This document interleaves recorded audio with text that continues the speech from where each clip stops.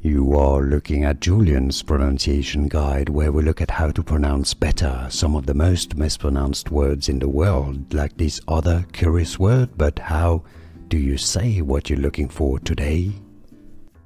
Let's learn how to pronounce this abbreviation in English.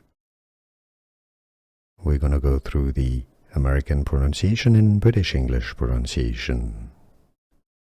This stands for kilometers in British English.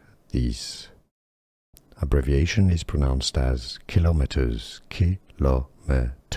kilometers in American English, even though they mainly use miles in the US. Sometimes they do have to say the name of this unit. Kilometers in the US, kilometers or kilometers. It's rarely, very rarely said as KMS.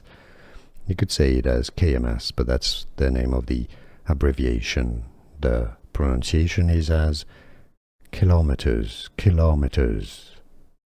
a unit of distance. Here are more videos on how to pronounce more confusing words and names too many mispronounced. Like this video if you found it useful. I appreciate your support. I'll see you soon and thanks for watching.